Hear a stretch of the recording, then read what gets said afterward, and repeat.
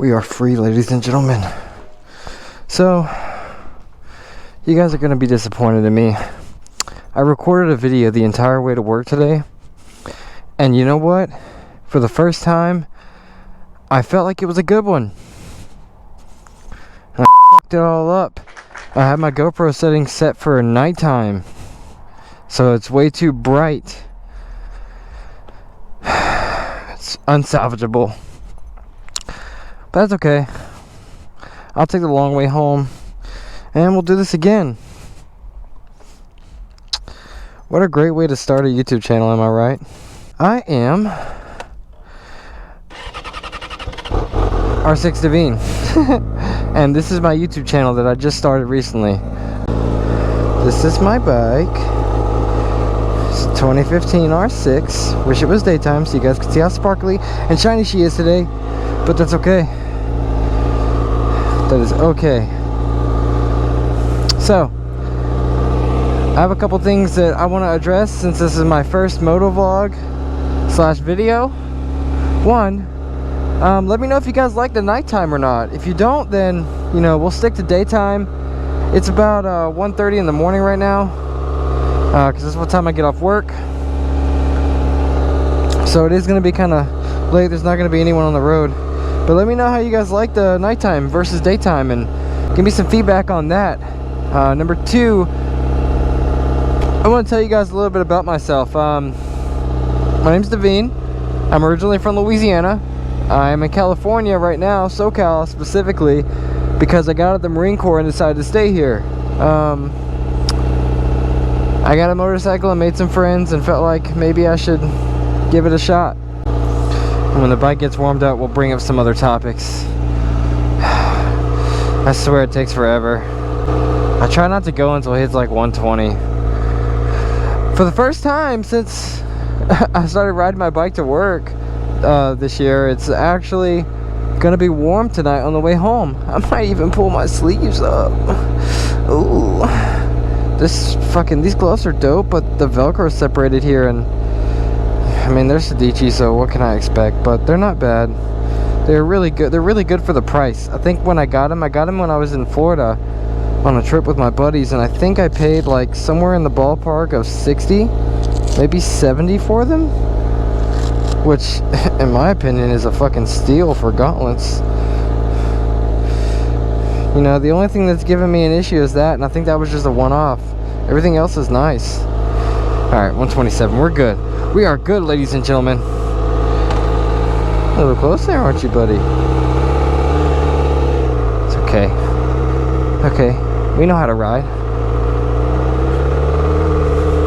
Oh, feels good. It feels good, ladies and gentlemen. I'm happy with this weather. Oh, I'm so happy for summertime, guys. You have no idea. So happy for the night rides that are to come. You know, there's nothing like riding at nighttime with your homies. Okay, so the first topic that I would like to discuss as far as my channel goes is my expectations that I have for myself and what you guys should try and strive to hold me to. You know, don't let me wimp out on you guys. I would love to be able to post at least one video a week. One good video a week, you know, and when I say good, I mean like a decently long video, not some kind of like short on YouTube or anything like that. I mean like a motovlog video or install video, or you know, a review or something along those lines. I'd like to post that once a week. That would be the that's the goal here. I do plan on posting shorts every now and then, but I don't want that to be the majority of my videos on here, because I want you guys to have interesting videos, and I want you guys to be able to like enjoy a video and, you know, watch it for a good amount of time. Hopefully my videos make you laugh in some way, or they're informative and they give you some form of information. That would be the best. The only thing I want from you guys is I want you to give me honest feedback in the comment section, You know, if you don't like a video, if you really don't like it and you think I could have done better, dislike that thing, man. Don't like it, dislike it, you know? But if you liked it, like it. And let me know in the comment section what I could have done better. Give me suggestions for future videos, you know, things like that. I'm gonna have polls up on my Instagram and maybe even TikTok from time to time. And I would appreciate it if you guys could participate in that and kind of, you know, vote on my next motovlog topic, or, you know, vote on all kinds of different things that I'll put up there, like maybe video linked and stuff like that. But I would appreciate if you guys could stay consistent and stay engaged as far as my channel goes, because that's the only way I'm gonna grow, and that's the only way that I can grow in a way that makes my videos better for you and for me. So, you know, anything you guys put down in the comment section, all that stuff will be very heavily considered by me, and I would really appreciate it if you guys would do that kind of stuff. You know, that kind of stuff could really help me out. So just do that for me, please. That's the only thing I want from you guys, is to be honest and give me feedback, whether it's good or bad. So my Instagram and my TikTok and everything will always be in the description of the video, so you guys can check it out there. My Instagram, my TikTok, my YouTube, if I'm not mistaken, they're all the same name, so it shouldn't be hard to spot, you know. If anything happens and any of the accounts ever get banned, or I ever get locked out of an account, I'll be the first to let you know, and I'll be the first to let you know what the new account is. Nosy nosy. What do you think's happening here?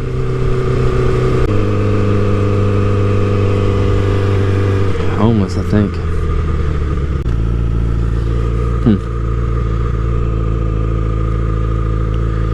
Red light, red light. Oh damn, I was hoping to keep it up the whole time. Oh, damn it. So, coppers. Hey guys, like I said, just, you know, be honest with me in the comment section. Like it if you like it, dislike it if you don't. And any feedback or suggestions are always welcome. Moving on. I'd like to thank the sponsor of this video, which is me, because you know what I'm saying, like, it's a Motovlog 1, 2.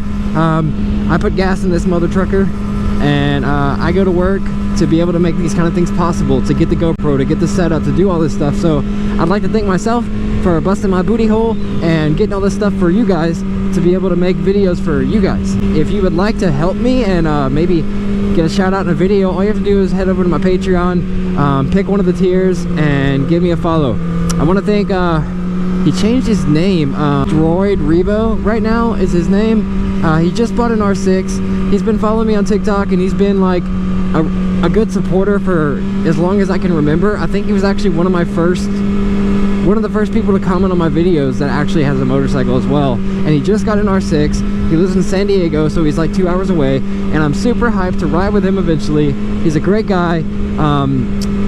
I'll post his TikTok handle in the description of this video, and you guys should go over and check him out. He's the first person to subscribe to me on Patreon, and he did the middle tier, which is fucking dope. I appreciate that so much. And also, I'd like to say the first 5 people who do the middle tier or higher on my Patreon, they'll be going right here on my windscreen for all the world to see. It'll say R6 Disciples. Yeah, R6 Disciples across here, and their names will be listed, the first 5.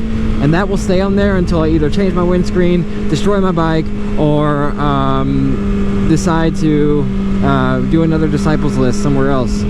But yeah, for now, that's where it's gonna go. So if you want to get a shout out every single time I do a video, be one of the first 5 to hit that Patreon subscribe button on tier 2 or tier 3. And all that money is going to be used for things like buying parts for my bike, or go places, you know, but that money will be in a separate account and will only be used for my YouTube. So I do appreciate anyone who hits that follow button, subscribe button. Not to mention, if you subscribe to the 3rd tier, you will get free merch after a certain period of time. I think each quarter you get something else. Much appreciated, and there are some benefits for you in there as well. So head over there and check that out and kind of get an idea of what my Patreon can offer you. Okay, back to the actual motovlog. Now that I've done my little ad that I wanted to do and talk to you guys about who I am as a person and blah blah blah and all the stuff you don't care about, let's talk about the first motovlog topic that I have. And it's going to be a short one because it is a ride home from work, and the main premise of this video was supposed to be introducing myself and my channel and giving you guys a rundown on what to expect from me. This video's topic is common misconceptions about 600cc's that I've been seeing on TikTok in the comment section of my video, the comment section of other creators' videos, and just plain out creators making videos about it. I do not think that the R6 is a bad beginner bike at all. I mean, this is my first motorcycle. I've put close to 9,000 miles on it since July of last year. 9,000 miles on my first motorcycle that's a 600cc. I took a MSF course and I rode a Honda Rebel 500 for one day and a KLR 450 for another day. And those were my first 2 times on a motorcycle at all in my entire life. What I'm saying is 600cc's are only deadly if you don't know how to ride them correctly, if you have no self-control. I think part of the reason why, oh, I was supposed to turn here, fuck it. I think part of the reason why there are so many people saying that 600s are deadly is because they themselves were told that whenever they wanted to get a motorcycle. So they bought a 400 like a Ninja or an R3 or a Grom or something like that, and there's nothing wrong with that. But I think the issue is they're a little salty. They got a little bit of pinch of salt from the Salt Bay in their life because they realized very quickly that bike didn't excite them, and it wasn't fun to ride, and it wasn't enjoyable. People say all the time 400s are good in the corners, and yeah, that's true, they carry a lot more momentum, but I mean, no one's riding to the canyons every day, and no one's hitting the track every single day. I mean, you kind of want the motorcycle that you get to give you some kind of enjoyment, you know, anytime you ride it, whether it be to the store, work, or whatever. So I think that's part of the reason. I think another part of the reason is just a simple fact that they were told that whenever they decided to get a motorcycle, and so now they feel like that's the thing for everyone. I don't think 600s are dangerous. I think the people that are riding them are dangerous. Okay, what's the most dangerous part of a motorcycle? I want you guys to comment that down below. Give me your guesses down there. What is the most dangerous part of a motorcycle? I'll give you a couple more seconds. Okay, now that you have your answer down there, you can go back and change it if you want, I don't care. But, you know, just think about it and realize that the most dangerous part of a motorcycle is whatever connects this to this seat right here. That's the most dangerous part of a motorcycle. The nut job that connects the handlebars to the seat. My friend Street Bike Poppy told me that, and he was told that by someone else whenever he started riding. And it's so true. I will say, if you don't have any self-control and you're one of those people that in the back of your mind you know that if you get a 600 you're going to be flying everywhere you go, maybe it's not the right bike for you. Does that mean you're going to get hurt on it? Not necessarily, but you might get in trouble.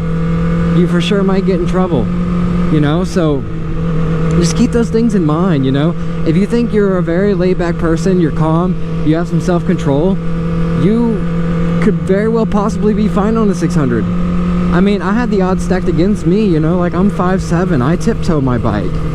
I tiptoe this R6. And the first time I got on it, I was a little nervous about it, but I just took some time. For like a week or so, I just rode in parking lots and on back roads until I got the hang of it, and I felt confident getting on the street. I also didn't push myself when it came to lane splitting or getting on the freeway. I didn't get on the freeway until like the 3rd week I rode my bike. So I think it's all about the person who's riding the motorcycle and not necessarily the motorcycle. If you get killed on the 600 didn't kill you. You got killed on the 600 because you didn't ride it correctly. And if you're saying, oh, but Devine, what happens if a car pulls out in front of you and you hit it? Well, if a car pulls out in front of you and you hit it and it caused you to get seriously hurt or killed, and there was nothing you could have done to avoid it, like you weren't speeding, you know, they pulled out last second or they flipped a U-turn in front of you, in that case, guess what? It wouldn't matter if you're on a 1000, a 600, or a 400, or even a Grom. If you got hurt and you were doing the right thing and somebody else caused it, you would have been hurt regardless of the bike that you were on. You know, watch Dan Dan the Fireman for a little while, you know, even if you think it's lame or whack or it scares you because of all the crashes, take it like this, okay? Watch Dan Dan the Fireman See what other people do wrong and learn from their mistakes. I'm telling you, it helps so much. There's so many things that I've avoided in this 8 months of me riding. I think it's 8 months. 8 months of me riding, purely because I followed some advice that Dan the fireman gave. Like keeping my following distance down, you know? Not only that, but you know, that space cushion is what it's called. Keeping that space cushion where it's supposed to be. Not only that, but also watching, you know, 12 Mississippis ahead of me at all times. And recognizing some of those patterns that cars do. Like, okay, so say we're in this lane, right? And we're stacked up hard, and that lane's empty. 9 times out of 10, these cars are going to want to move over into this lane, because guess what you want to do? You want to move over in this lane because you want to get past all these cars too. Well, they're going to do the same thing. Humans are very simple. You'll be fine on a 600. There's nothing to be scared of. Just take your time and don't rush it. You shouldn't have got a bike because you want to get on the freeway and do 160. I mean, yeah, everybody wants to go fast, but take it slow. Learn as much as you can first. Set yourself up for success. You know, the only place success comes before work is in the dictionary. So make sure you do that stuff and do your best to be a better rider every time you ride. If you don't want to go into a parking lot and set up cones, there are other ways to do it. In short, I do not think that 600s are dangerous for beginners. I think beginners are dangerous on 600s if they don't do what they're supposed to and they're not a basically skilled rider. I think your first step before you get any motorcycle should be taking an MSF course. Anyway guys, I know this video wasn't very funny, but I sure hope it was informative, and I hope you guys learned something. I'm not a street Rossi, so don't expect to come to my channel and see like, I'm not gonna do that kind of stuff, you know. I ride within my limits, and you'll never catch me even trying to drag me in a canyon or any street road because of the fact that there are so many things on the road that are outside of my control. Well guys, I'm almost home from work, and it was very fun talking to you. I appreciate you guys for checking in. Alright guys, to wrap it all up, oh shit! To wrap it all up, we covered channel expectations as far as what I hope to bring to the table and what I hope for you to bring to the table, as well as about me and my opinion on 600cc's being beginner bikes. We also covered ways you can help support the channel and the benefits they may have for you. We also talked a little bit about riding safe and ways you could do that. If you liked it, like it. If you don't like it, dislike it. Let me know in the comments down below if you have any suggestions for future videos. And as always, ride safe. Until the next one.